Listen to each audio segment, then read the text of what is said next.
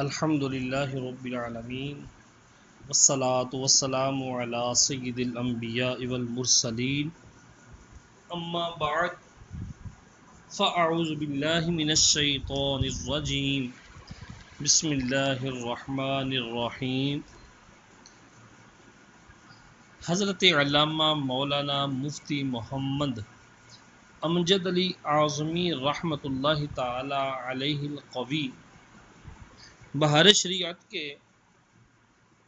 حصہ نمبر 4 اور صفحہ نمبر 685 پر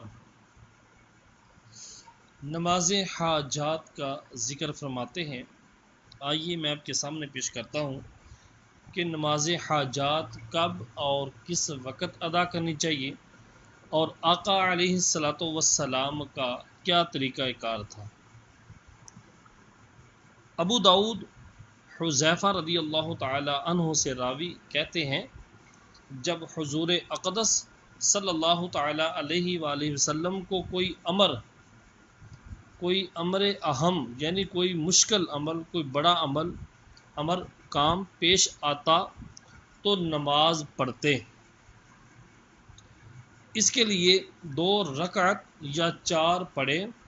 حدیث میں ہے کہ پہلی رکعت میں سورۃ فاتحہ اور 3 بار آیت الکرسی پڑھے اور باقی 3 رکعتوں میں سورۃ فاتحہ اور قل هو اللہ احد اور قل اعوذ برب الفلق اور قل اعوذ برب الناس ایک بار پڑھے۔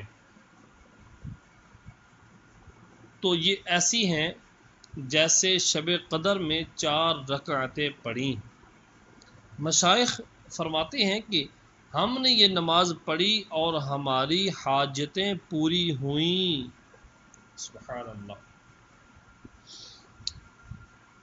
ایک حدیث میں ہے جس کو ترمذی اور ابن ماجہ نے عبداللہ بن اوفا رضی اللہ تعالی عنہ سے روایت کیا کہ حضور اقدس صلی اللہ تعالی علیہ وآلہ وسلم فرماتے ہیں، جس کی کوئی حاجت اللہ عز و جل کی طرف ہو یا کسی بنی آدم کی طرف تو اچھی طرح وضو کرے، پھر 2 رکعت نماز پڑھ کر اللہ عز و جل کی ثنا کرے اور نبی کریم صلی اللہ علیہ وآلہ وسلم پر درود بھیجے، پھر یہ پڑھے کیا؟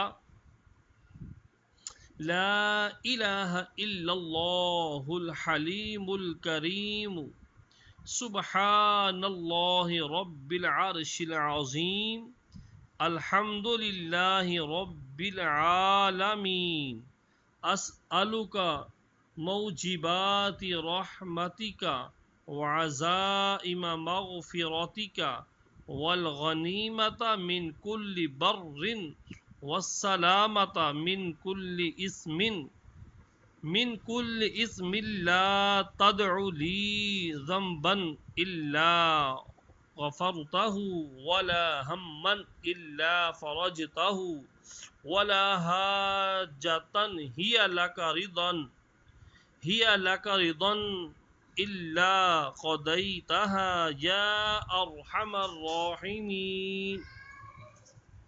ترمذی بافادہ تحسین و تصحیح و ابن ماجہ و طبرانی وغیرہم عثمان بن حنیف رضی اللہ تعالی عنہ سے راوی کہ ایک صاحب نبینہ حاضر خدمت اقدس ہوئے اور عرض کی، اللہ عز و جل سے دعا کیجئے کہ مجھے عافیت دے۔ ارشاد فرمایا، اگر تو چاہے تو دعا کروں اور چاہے صبر کر، اور یہ تیرے لیے بہتر ہے، یعنی صبر کرنا تیرے لیے بہتر ہے۔ انہوں نے عرض کی، یا رسول اللہ علیہ وسلم دعا کریں۔ انہیں حکم فرمایا کہ وضو کرو اور اچھا وضو کرو اور 2 رکعت نماز پڑھ کر یہ دعا پڑھو، اللہم انی اسألک واتوسل واتوجہ الیک بنبیک محمد نبی الرحمت یا رسول اللہ، انی توجہت بک الی ربی فی حاجتی هذه لتقضى لي اللهم فشفعه فيا۔ عثمان بن حنیف رضی اللہ تعالی عنہ فرماتے ہیں خدا کی قسم ہم اٹھنے بھی نہ پائے تھے، باتیں ہی کر رہے تھے کہ وہ ہمارے پاس آئے، گویا کبھی اندھے تھے ہی نہیں۔ نیز قضاء حاجت کے لیے ایک مجرب نماز جو علماء ہمیشہ پڑھتے آئے ہیں یہ ہے کہ امام اعظم رضی اللہ تعالی عنہ کے مزار مبارک پر جا کر 2 رکعت نماز پڑھے اور امام کے وسیلے سے اللہ عز و جل سے سوال کرے۔ امام شافعی رحمۃ اللہ تعالی علیہ فرماتے ہیں کہ میں ایسا کرتا ہوں تو بہت جلد میری حاجت پوری ہو جاتی ہے۔ صلاۃ الاسرار، نیز اس کے لیے ایک مجرب نماز صلاۃ الاسرار ہے جو امام ابو الحسن نور الدین علی بن جریخمی شتنوفی بہجت الاسرار میں اور ملا علی قاری و شیخ عبدالحق محدث دہلوی رضی اللہ تعالی عنہم حضور سیدنا غوث اعظم رضی اللہ تعالی عنہ سے روایت کرتے ہیں۔ اس کی ترکیب یہ کہ بعد نماز مغرب سنتیں پڑھ کر 2 رکعت نماز نفل پڑھے اور بہتر یہ ہے کہ الحمد کے بعد ہر رکعت میں 11 بار قل هو اللہ احد پڑھیں۔ سلام کے بعد اللہ عز و جل کی حمد و ثنا کرے، پھر نبی صلی اللہ علیہ وسلم پر 11 بار درود و سلام عرض کرے اور 11 بار یہ کہے کیا یا رسول اللہ یا نبی اللہ اغثنی وامددنی فی قضاء حاجتی یا قاضی الحاجات، 11 بار یہ کہے، پھر عراق کی جانب 11 قدم چلے، ہر قدم پر یہ کہے یا غوث الثقلین و یا کریم الطرفین اغثنی وامددنی فی قضاء حاجتی یا قاضی الحاجات۔ پھر حضور صلی اللہ علیہ وآلہ وسلم کے توسل سے اللہ عز و جل سے دعا کرے، اللہ تبارک و تعالی حاجت کو پورا فرمائے گا۔ نماز توبہ، ابو داؤد و ترمذی، ابن ماجہ اور ابن حبان اپنی صحیح میں ابو بکر صدیق رضی اللہ تعالیٰ عنہ سے راوی کہ حضور صلی اللہ علیہ وسلم فرماتے ہیں جب کوئی بندہ گناہ کرے پھر وضو کر کے نماز پڑھے پھر استغفار کرے اللہ تعالیٰ اس کے گناہ بخش دے گا۔ پھر یہ آیت پڑھی والذین اذا فعلوا فاحشة او ظلموا انفسهم ذکروا اللہ فاستغفروا لذنوبهم ومن یغفر الذنوب الا اللہ وَلَمْ يُصِرُّوا عَلَى مَا فَعَلُوا وَهُمْ يَعْلَمُونَ۔ ترجمہ کنز ایمان، جنہوں نے بے حیائی کا کوئی کام کیا یا اپنی جانوں پر ظلم کیا پھر اللہ عز و جل کو یاد کیا اور اپنے گناہوں کی بخشش مانگی، اور کون گناہ بخشے اللہ عز و جل کے سوا، اور اپنے کیے پر دانستن ہٹ نہ کی حالانکہ وہ جانتے ہیں۔ مسئلہ نمبر 1، صلاۃ الغائب کہ رجب کی پہلی شب جمعہ اور شعبان کی 15ویں شب اور شب قدر میں جماعت کے ساتھ نفل نماز بعض جگہ لوگ ادا کرتے ہیں، فقہا اسے ناجائز، مکروہ و بدعت کہتے ہیں۔ اور لوگ اس بارے میں جو حدیث بیان کرتے ہیں محدثین اسے موضوعیات بتاتے ہیں، لیکن اجل بڑے بڑے اکابر بڑے بڑے بلکہ اکابر اولیاء سے باسانید صحیحہ مروی ہے، صحیح اسناد کے ساتھ مروی ہے، تو اس کے منع میں غلو نہ چاہیے، یعنی منع کرنے میں اتنی بھی زیادتی نہیں کرنی چاہیے۔ اور اگر جماعت میں 3 سے زائد مقتدی نہ ہوں جب تو اصلاً کوئی حرج نہیں، اگر 1 بندہ 3 بندے اگر یہ نفل نماز جماعت سب پڑھتے ہیں تو اس میں کوئی حرج نہیں ہے۔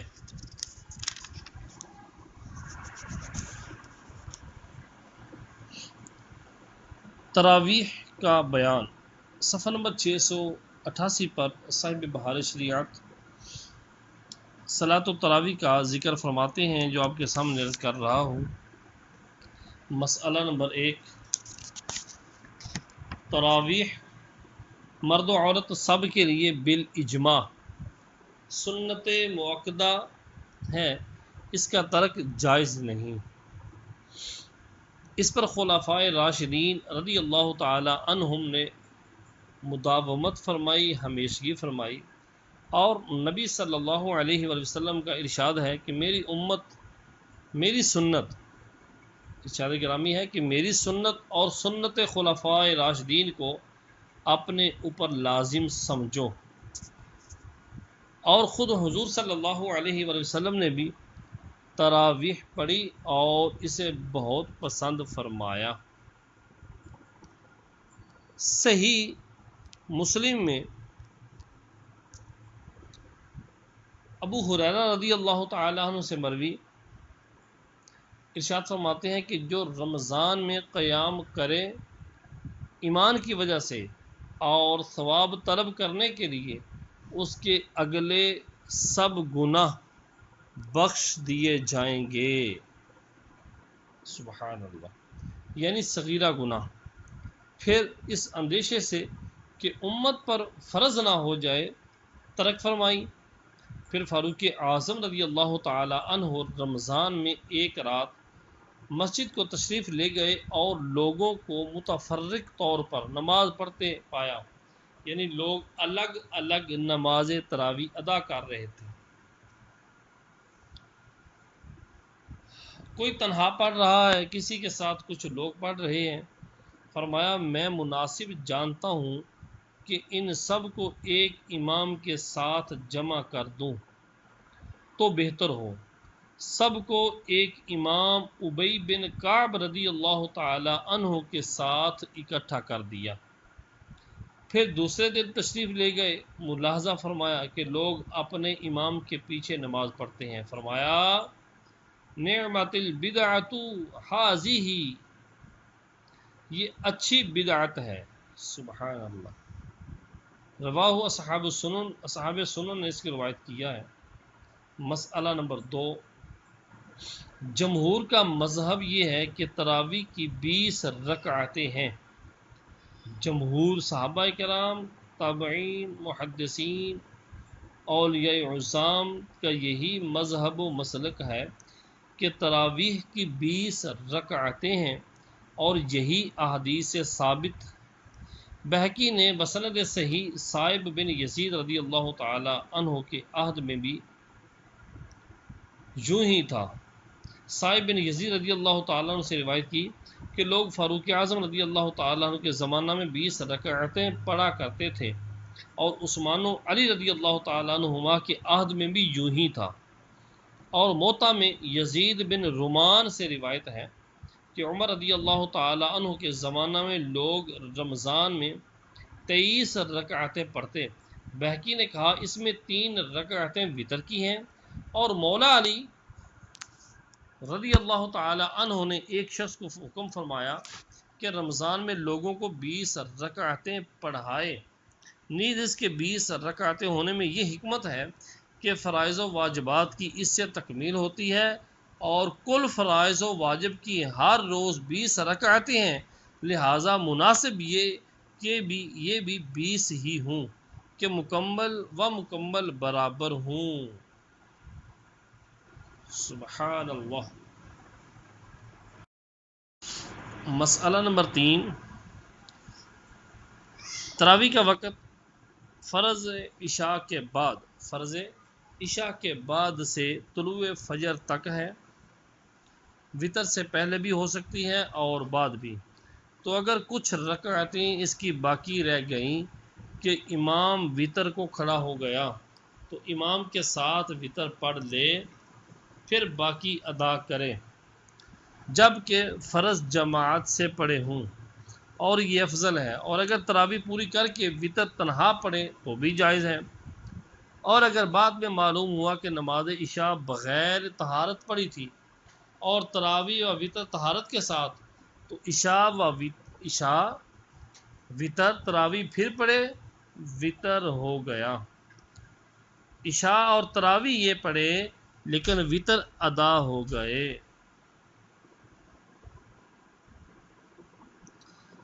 مسئلہ نمبر 4، مستحب یہ ہے کہ تہائی رات تک تاخیر کریں اور آدھی رات کے بعد پڑھیں تو بھی کراہیت نہیں۔ مسئلہ نمبر 5، اگر فوت ہو جائیں تو ان کی قضا نہیں، یعنی تراویح کی 20 رکعتیں جو ہیں، صلاۃ التراویح کی بات ہو رہی ہے کہ اگر یہ فوت ہو جائیں تو ان کی قضا نہیں، اور اگر قضا تنہا پڑھ لی تو تراویح نہیں بلکہ نفل مستحب ہیں، جیسے مغرب و عشاء کی سنتیں۔ مسئلہ نمبر 6، تراویح کی 20 رکعتیں 10 سلام سے پڑھے، یعنی ہر 2 رکعت پر سلام پھیرے، اور اگر کسی نے 20 پڑھ کر آخر میں سلام پھیرا تو اگر ہر 2 رکعت پر قاعدہ کرتا رہا تو ہو جائے گی، مگر کراہیت کے ساتھ۔ اور اگر قاعدہ نہ کیا تھا، ہر 2 رکعت پر قاعدہ نہ کیا تھا، تو 2 رکعت کے قائم مقام ہوئیں یہ 20 جو اس نے پڑھی ہیں ایک سلام کے ساتھ۔ مسئلہ نمبر 7، احتیاط یہ ہے کہ جب 2 رکعت پر سلام پھیرے تو ہر 2 رکعت پر الگ الگ نیت کرے، اور اگر ایک ساتھ 20 رکعت کی نیت کر لی تو بھی جائز ہے۔ مسئلہ نمبر 8، تراویح میں ایک بار قرآن مجید ختم کرنا سنت مؤکدہ ہے، اور 2 مرتبہ فضیلت اور 3 مرتبہ افضل۔ لوگوں کی سستی کی وجہ سے ختم کو ترک نہ کرے، قرآن پاک کے مکمل کرنے کو ترک نہ کرے۔ مسئلہ نمبر 9، امام و مقتدی ہر 2 رکعت پر ثنا پڑھیں اور بعد تشہد دعا بھی۔ ہاں اگر مقتدیوں پر گرانی ہو تو تشہد کے بعد اللہم صلی علی محمد وآلہ پر اکتفا کر لے، اتنا ہی کافی ہے۔ مسئلہ نمبر 10، اگر ایک ختم کرنا ہو تو بہتر یہ ہے، یعنی ایک قرآن پاک ختم کرنا ہو تو بہتر یہ ہے کہ 27ویں شب میں ختم ہو، پھر اگر اس رات میں یا اس کے پہلے ختم ہو تو تراویح آخر رمضان تک برابر پڑھتے رہیں کہ سنت موقدہ ہے۔ مسئلہ نمبر 11، افضل یہ ہے کہ تمام شفعوں میں، یعنی ہر 2 میں تمام شفعوں میں قرات برابر ہو، اور اگر ایسا نہ کیا جب بھی حرج نہیں۔ یوں ہی ہر شفع کی پہلی رکعت اور دوسری کی قرات مساوی ہو، برابر ہو، دوسری کی قرات پہلی سے زیادہ نہ ہونا چاہیے کہ یہ مکروہ ہے۔ مسئلہ نمبر 12، قرات اور ارکان کی ادائیگی میں جلدی کرنا مکروہ ہے۔ قرات اور ارکان کی ادائیگی میں جلدی کرنا مکروہ ہے، اور جتنی ترتیل زیادہ ہو بہتر ہے۔ ترتیل یعنی قرآن پاک کو ٹھہر ٹھہر کر پڑھنا، جتنی ترتیل سر پڑھا جائے یہ بہتر ہے۔ یوں ہی تعوذ و تسمیہ و تمانیت و تسبیح کا چھوڑ دینا بھی مکروہ ہے۔ تراویح کے اندر تعوذ و تسمیہ اور اطمینان و سکون جو حاصل کرنا چاہیے وہ چھوڑ دینا، تسبیح چھوڑ دینا یہ مکروہ ہے۔ مسئلہ نمبر 13، ہر 4 رکعت پر اتنی دیر تک بیٹھنا مستحب ہے جتنی دیر میں 4 رکعتیں پڑھیں۔ پانچویں تراویح اور وتر کے درمیان اگر بیٹھنا لوگوں پر گراں ہو تو نہ بیٹھے۔ 5واں تراویح یعنی آخر میں وتروں سے پہلے، یوں سمجھ لیں اگر بیٹھنا لوگوں کے گراں گزرے تو نہ بیٹھے۔ مسئلہ نمبر 14، اس بیٹھنے میں اسے اختیار ہے کہ چپ بیٹھے رہے، خاموش بیٹھے رہے، یا کلمہ پڑھے، یا تلاوت کرے، یا درود شریف پڑھے، یا 4 رکعتیں تنہا نفل پڑھے۔ جماعت سے مکروہ ہے، یا یہ تسبیح پڑھے۔ اب دعا کون سی ہے جو تراویح میں پڑھنی ہے؟ سبحان ذی الملک والملکوت سبحان ذی العزت والعظمت والکبریاء والجبروت سبحان الملک الحی الذی لا ینام ولا یموت سبوح قدوس ربنا ورب الملائکۃ والروح لا الہ الا اللہ نستغفر اللہ نسألک الجنۃ ونعوذ بک من النار۔ مسئلہ نمبر 15، ہر 2 رکعت کے بعد 2 رکعت پڑھنا مکروہ ہے۔ ہر 2 رکعت کے بعد 2 رکعت پڑھنا مکروہ ہے۔ یوں ہی 10 رکعت کے بعد بیٹھنا بھی مکروہ ہے۔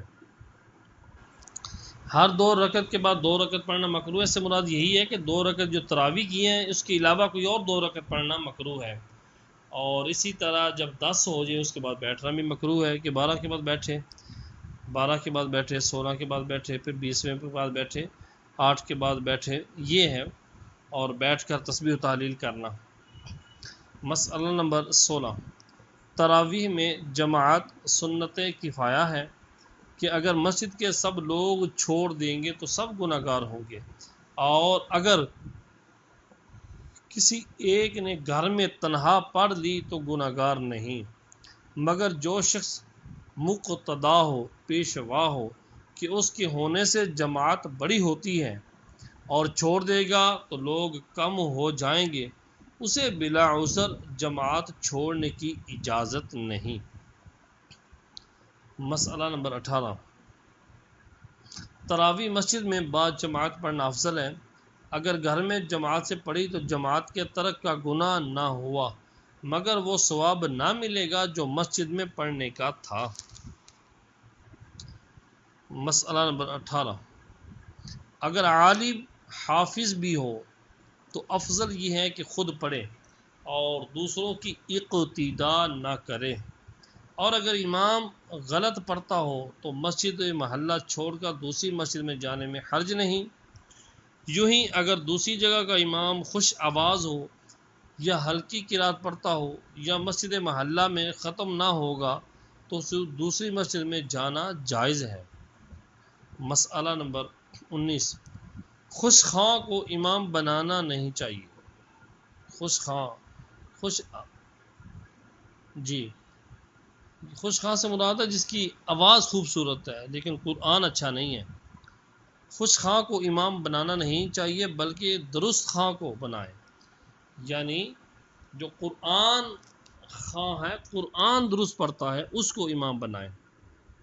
افسوس، صد افسوس کہ اس زمانہ میں حفاظ کی حالت نہایت ناگفتہ بہی ہے، اس قدر ہے کہ گفتگو اس بارے میں کرنا بھی بیکار ہے۔ اکثر تو ایسا پڑھتے ہیں کہ یعلمون تعلمون کے سوا کچھ پتہ نہیں چلتا، الفاظ و حروف کھا جاتے ہیں۔ جو اچھا پڑھنے والے کہے جاتے ہیں انہیں دیکھیے تو حروف صحیح ادا نہیں کرتے، حمزہ، الف، عین اور زال زا و اور سا سین صاد تا تو وغیرہ حروف میں تفرقہ فرق نہیں کرتے، جس سے قطعا نماز ہی نہیں ہوتی۔ فقیر، اللہ اکبر، بزرگوں کا انداز دیکھیے۔ صاحب بہار شریعت اپنے آپ کو مخاطب کر کے فرماتے ہیں کہ فقیر، یعنی اپنے آپ کو مخاطب کرتے ہیں کہ فقیر کو انہی مصیبتوں کی وجہ سے کہ اچھا قرآن پڑھنے والے نہ ملیں، ان مصیبتوں کی وجہ سے فرماتے ہیں 3 سال ختم قرآن مجید سننے سے محروم رہا، نہ ملا۔ مولا عز و جل مسلمان بھائیوں کو توفیق دے کہ ما انزل اللہ پڑھنے کی کوشش کریں، جس طرح اللہ تبارک و تعالیٰ نے قرآن نازل کیا ہے اس طرح پڑھنے کی توفیق عطا فرمائے۔ مسئلہ نمبر 20، آج کل اکثر رواج پڑ گیا ہے کہ حافظ کو اجرت دے کر تراویح پڑھواتے ہیں، یہ جائز نہیں ہے۔ یہ مسئلہ قابل غور ہے۔ اکثر رواج ہے کہ حفاظ کو اجرت دے کر تراویح پڑھواتے ہیں، دینے والا اور لینے والا دونوں گناہ گار ہیں۔ اجرت صرف یہی نہیں کہ پہلے مقرر کر لیں کہ یہ لیں گے یہ دیں گے، بلکہ اگر معلوم ہے کہ یہاں کچھ ملتا ہے اگرچہ اسے طے نہ ہوا ہو، یہ بھی جائز نہیں کہ المعروف کالمشروط، جو چیز معروف ہو وہ گویا کہ پہلے طے کر چکے، وہ ایسے ہی ہوتا ہے۔ ہاں اگر کہہ دے کہ کچھ نہیں دوں گا یا نہیں لوں گا، حافظ کہہ دے میں کچھ نہیں لوں گا دل سے، اور کمیٹی والے کہہ دے کہ ہم کچھ نہیں دیں گے، پھر پڑھے اور حافظ کی خدمت کریں، بعد میں فارغ ہونے کے بعد اگر اب حافظ کی خدمت کر دیتے ہیں تو اس میں حرج نہیں کہ اصریح یفوق الدلالہ، یعنی واضح کر دینا، یہ اس بات کو واضح کرتا ہے، صراحت پر دلالت پر فوقیت رکھتا ہے کہ جو آپ کے المعروف و کالمشروط والا قاعدہ تھا اس پر جب اس نے صریح کر دی کہ میں نہیں لوں گا میں نہیں دوں گا، یہ بات فوقیت رکھتی ہے، لہٰذا اب ان کا لینا دینا جائز ہے۔ تو اس کے لیے آسان ترین حل جو ہے وہ یہی ہے کہ پہلے تو یہی ہے کوشش کی جائے کہ صدقے دل سے وہ منع کر دیں دونوں، اور اگر لینا دینا ضروری ہی ہو تو حافظ صاحب سے پہلے اجارہ طے کر لیا جائے وقت کا کہ ہم آپ سے 2 گھنٹے کا اجارہ کرتے ہیں، اور حافظ صاحب بھی طے کر لیں کہ 2 گھنٹے کا اجارہ کرتے ہیں، آپ مجھ سے 2 گھنٹے میں جو کام کروانا چاہتے ہیں کروا لیں میرے منصب کے مطابق۔ اب اس سے جو اجرت طے ہو جائے گی، 10,000 طے ہوتی ہے، 20,000 طے ہوتی ہے، جو اجرت طے پا جائے اب وہ جائز ہے۔ اب یہ روزانہ 2 گھنٹے دیں گے، 2 گھنٹے دیتے ہیں، 1.5 دیتے ہیں، وہ اگلوں کی مرضی ہے، وہ کہتے ہیں جی ٹھیک ہے ہمیں 1.5 بھی کافی ہے، لیکن اجرت جو طے پائے گی، جو ٹائم طے پائے گا، یہ حافظ صاحب کا دینا ضروری ہو جائے گا۔ اینڈ پر جو اجرت طے پائی تھی وہ ان کو دینا لازم ہو جائے گا، اس سے کم نہیں دے سکتے، ہاں اس سے اگر وہ زیادہ دینا چاہیں تو ان کی مرضی ہے، اور حافظ صاحب کی مرضی ہے کہ وہ اگر نہیں لینا چاہتے یا کہتے ہیں میری طرف سے صدقہ کر دیں تو یہ الگ میٹر ہے۔ مسئلہ نمبر 21، ایک امام 2 مسجدوں میں تراویح پڑھاتا ہے، اگر دونوں میں پوری پوری پڑھائے تو جائز نہیں، اور مقتدی نے 2 مسجدوں میں پوری پوری پڑھی تو حرج نہیں، مگر دوسری میں وطر پڑھنا جائز نہیں جبکہ پہلی میں وطر پڑھ چکا، اور اگر گھر میں تراویح پڑھ کر مسجد میں آیا اور امامت کی تو مکروہ ہے۔ مسئلہ نمبر 22، لوگوں نے تراویح پڑھ لی اب دوبارہ پڑھنا چاہتے ہیں تو تنہا تنہا پڑھ سکتے ہیں، جماعت کی اجازت نہیں۔ مسئلہ نمبر 23، افضل یہ ہے کہ ایک امام کے پیچھے تراویح پڑھیں اور 2 کے پیچھے پڑھنا چاہیں تو بہتر یہ ہے کہ پورے تراویح پر امام بدلیں، یعنی 4 پڑھ کر 8 پڑھ کر، مثلا 8 ایک کے پیچھے اور 12 دوسرے کے پیچھے، اس طرح تو درست ہے۔ مسئلہ نمبر 24 نابالغ کے پیچھے بالغین کی تراویح نہیں ہوگی، یہی صحیح ہے۔ صلو علی الحبیب صلی اللہ تعالی علیہ وآلہ وسلم۔